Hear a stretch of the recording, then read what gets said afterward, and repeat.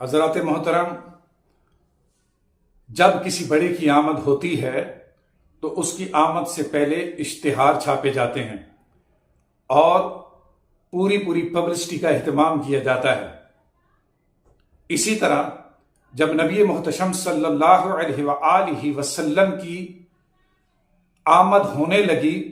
تو حضور نبی کریم صلی اللہ علیہ وآلہ وسلم کی آمد سے پہلے بھی اشتہار چھاپے گئے، حتیٰ کہ انبیاء علیہم السلام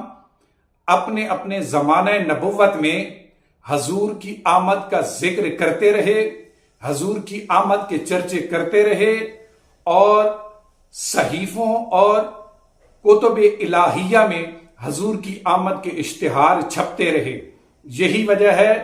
کہ تورات میں بھی حضور کی آمد کا اشتہار چھپا، انجیل میں بھی حضور کی آمد کا اشتہار چھپا، زبور میں بھی حضور کی آمد کا اشتہار چھپا، صحیفہ ابراہیمی میں بھی حضور کی آمد کا اشتہار چھپا، صحیفہ یوسف میں بھی حضور کی آمد کا اشتہار چھپا، صحیفہ زکریا میں بھی حضور کی آمد کا اشتہار چھپا، صحیفہ یحییٰ میں بھی حضور کی آمد کا اشتہار چھپا۔ اب جب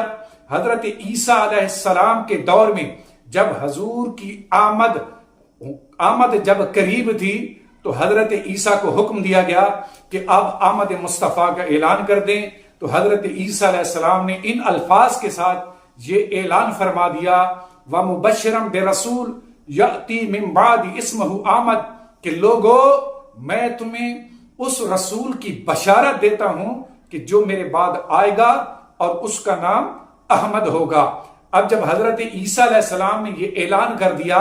تو اس کے بعد جب نزول قرآن ہوا تو رب کائنات نے خود حضور کی آمد کا اعلان فرما دیا، ثم جاءکم رسول من انفسکم، لوگو اب تمہارے درمیان میرا رسول تشریف لے آیا۔ تو اس پر ایمان والوں نے نعرہ لگا دیا، رسول کی آمد مرحبا، نبی کی آمد مرحبا، سالار کی آمد مرحبا، مکی کی آمد مرحبا۔ حضرات محترم، حضور نبی کریم صلی اللہ علیہ وآلہ وسلم کی ذات ذاکر اور مذکور کے درمیان واسطہ اور وسیلہ ہیں، یعنی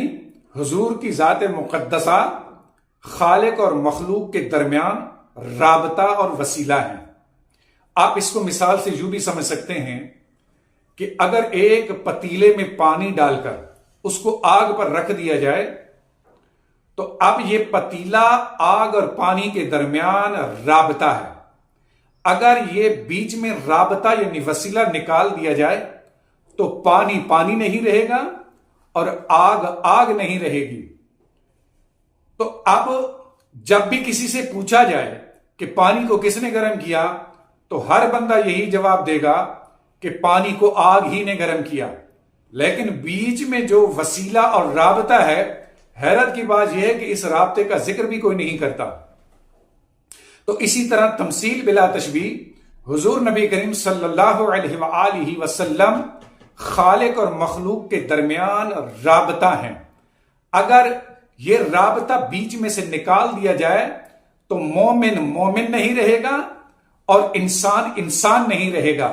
لہذا خدا کو راضی کرنا ہو تو در مصطفیٰ پر جھک جاؤ۔ بزرگ فرماتے ہیں کہ اگر سبب مل جائے تو مسبب مل ہی جاتا ہے۔ مطلب یہ ہے کہ اگر آپ کے پاس جوتے اور کپڑے نہیں ہیں لیکن پیسے موجود ہیں تو پیسے جوتے اور کپڑے خریدنے کے لیے رابطہ اور وسیلہ ہیں، تو کوئی بات نہیں، پیسے خرچ کر کے آپ نئے جوتے اور کپڑے خرید سکتے ہیں۔ تو اسی طرح حضور نبی کریم صلی اللہ علیہ وآلہ وسلم یہ خدا کو پانے کا سبب ہیں۔ تو اب خدا کی تلاش میں در در پھرنے کی ضرورت نہیں، دامن مصطفیٰ کے ساتھ جڑ جاؤ، اللہ کی عزت کی قسم خدا بھی ملے گا اور خدا کی خدائی بھی ملے گی۔ تو اب آپ کے سامنے مثال موجود ہے کہ مکہ کے قریشی بھی تھے، بہت بڑے خاندان سے بھی تعلق رکھتے تھے اور خانہ خدا کے پڑوسی بھی تھے، لیکن مصطفیٰ کو ناراض کر بیٹھے، نتیجہ یہ نکلا کہ خدا بھی ناراض اور خدا کی خدائی بھی ناراض۔ لیکن حبشہ کے ایک حبشی کو دیکھ لیں کہ اس نے مصطفیٰ کو راضی کر لیا، تو مصطفیٰ کو کیا راضی کیا؟ خدا بھی راضی اور خدا کی خدائی بھی راضی، اور بلال حبشی کو یہ سند عطا فرما دی کہ انہیں مؤذن رسول کا لقب عطا فرما دیا۔ خلاصہ یہ ہوا کہ یاد رکھیں،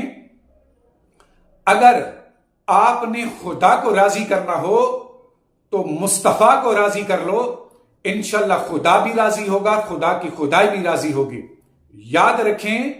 ہم حضور سے محبت کرتے ہیں اور اللہ کی عبادت کرتے ہیں، نہ تو ہم محبت مصطفیٰ کو چھوڑیں گے اور نہ ہی خدا کی عبادت کو ترک کریں گے۔